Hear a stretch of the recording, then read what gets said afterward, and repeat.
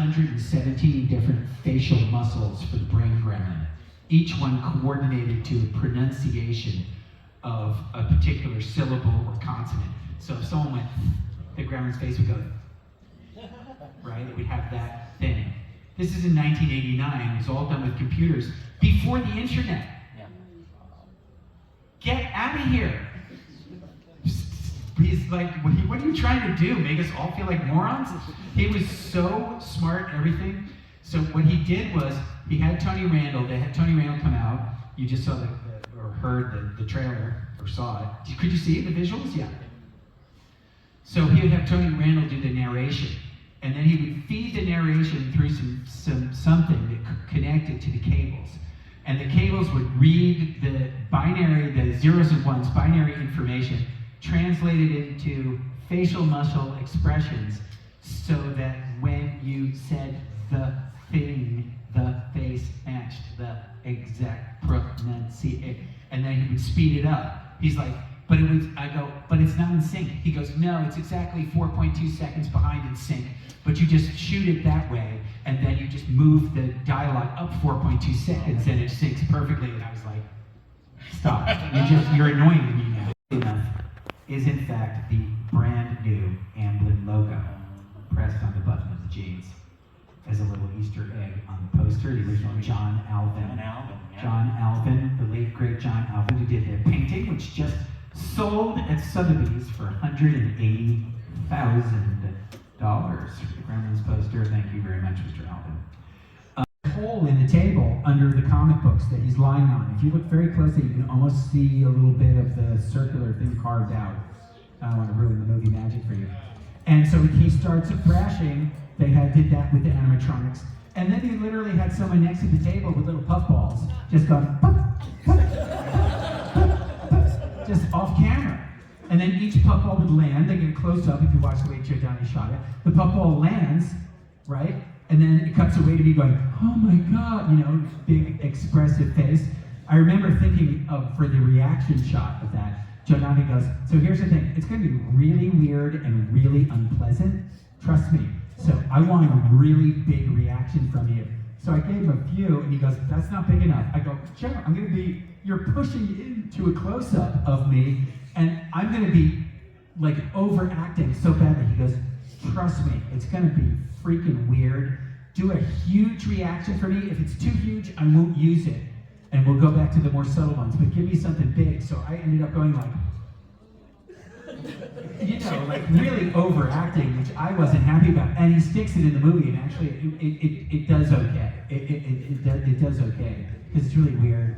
And then they had another one, which is like a half curled Mogwai. So it starts budding like that, and then they have the close-ups of the face. And we'll end on this because most people don't know this. It's really terrifying to think about it.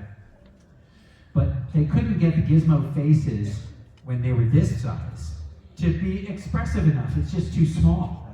So they had to build a giant Gizmo head, which is about the size of from this chair to that chair. And they would have like 10 of 15-foot pillows behind it to match so that the head matched the pillow behind it. And so they had this giant animatronics Gizmo head that was absolutely terrifying. If you didn't know it was on the set when you walked in, you'd come around the corner and you'd be like, oh my God! This is a 12-foot Gizmo head. And there was also animatronics with the giant, and people would roll the eyes when remember how he goes like this, like, oh boy, he's cute, right? Corey goes, oh, Gizmo's cute. He goes, oh, shucks. They had people behind the Gizmo head. Each person had to roll the eyeball at the same time to make him go, oh, shucks. So really a tremendous amount of creativity and ingenuity. How you doing? I'm doing just great. How about yourself? I'm so excited. Yeah, I loved it. Because the past couple conventions I've gotten to host for you and a couple of your other co-stars as well. So this is like such an honor to get to just share the stage. We're old pals now. We're old pals. I love that so much. How's your evening been so far? Great. I haven't gotten very much, but I think people have such great fun putting on costumes, and especially when it's not Halloween. When it's not Halloween now, this is an excuse to get in and do your thing. also excuses like to have these incredible reunions. Like obviously you've gotten to reunite with a lot of your Halloween cast and the last Starfighter as well. So what is that like for you, getting to be reunited at these conventions? Well, it's one of the great perks of, doing this kind of work, if you call it work. It's a lot of fun, actually, more than anything else. Is the shoot and asking John if I could just hang out, because he's the first one out of the gate from film school to do directing, so I thought this would be a good education for me. And he went, okay, well, as long as you're going to hang around, why don't you put the mask on and walk around? And I went, okay. It was that offhanded, I think, and sometimes you just got to be lucky instead of good. And that was that particular situation. Was it? He deserved it. Thank you. You're welcome. I think everyone in the audience was collectively like, yeah. Hi, thank you for being here. You're welcome. So the newer Halloween movies. That's not me. Is doing an effect. It's deciding who he is in a way.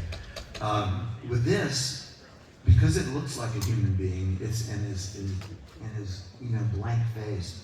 I think it's just something uniquely unnerving about it. And they just caught lightning in a bottle with that. If it, the other idea was doing a clown mask. This Tommy Lee Wallace had a clown mask, an old Emmett Kelly mask. It was pretty weird, they thought too. And they modeled that in front of Deborah and John. And then they brought in the Shatner mask, and there was no context. There was just no context. When they saw it, they went, "That's it, perfect." Did you ever wear the clown mask? Or No, I never saw it.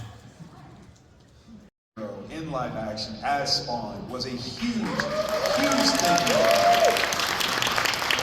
At the time, were you a big fan of Spawn, Todd McFarlane's work, any of that, or was this no idea what Spawn was? Stop! Seriously. No, nobody had much of it. I mean, I went to a meeting about the Spawn movie. Right. I didn't know what they were talking about. I was already casted in Mortal Kombat as Jax. Right. And so I'm like, hey, I'm Jax, man. I'm good. Whatever this meeting is, whatever. Right. I didn't think anything about it. And then, days later, somebody, a buddy of mine, got an audition to play Jax. And called me and said, "Aren't you Jax?" I said, "Yeah." What's going on? What you mean? And then my manager told me like, "Oh, good news, you're Spawn." I'm like, "What?" I'm like, "You mean that meeting that I went to? What was that?" And he told me that. I said, "It's a superhero." I'm like, "Wait," And I called buddies of mine who knew about the character, and I'm like, "What was the meeting I went to?" And then I learned what So I went to a meeting never knowing what Spawn was. I mean, listen. I know it's cliche to come out here and say, I'm so excited for this next panel, but without exaggeration, I am so excited for this panel. I've been counting the days till we have our next guest on. So please, with no further ado, you know him as Lieutenant Jim Dangle. Please help me welcome Thomas Lennon!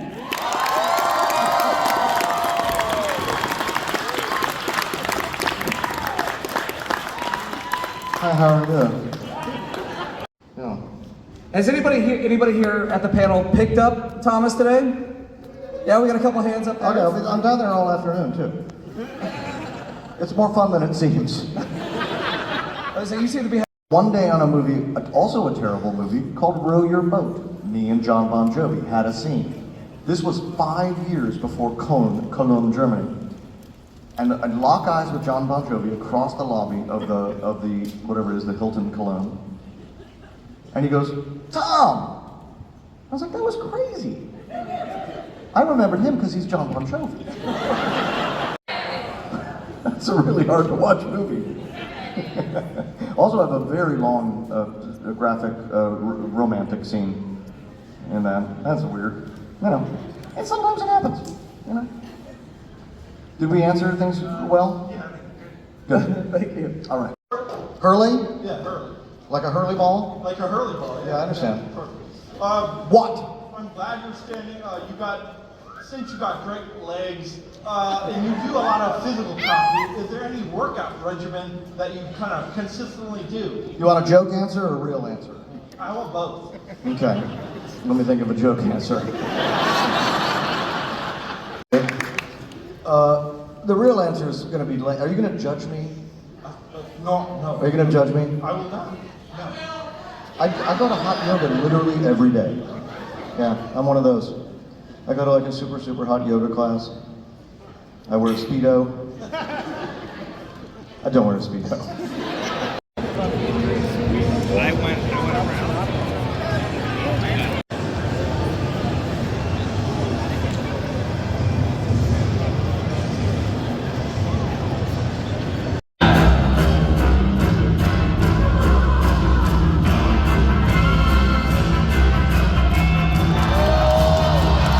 Thing to say, and that's it's showtime. What? That's what it's all about tonight.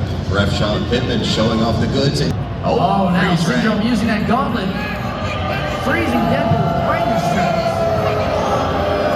Come on, let them know how you feel, Columbus. Oh no, that's the wrong angle. That's gonna. Oh, not the Right in the Deadpool. Deadpool going for the cover, but he's already eliminated the referee. Yeah, nobody counted that. Syndrome. 2. And a 2 count. Deadpool nearly had the victory there. Turn around. Oh, knocking everyone in the ring down to their feet, even the ref. He is a house of fire. Oh, huge spear for Wreck-It Ralph. 1, 2. That's it. Wreck-It Ralph once again proving his dominance here in the ring and keeping that Toxic Crusaders championship belt around his waist. Come on,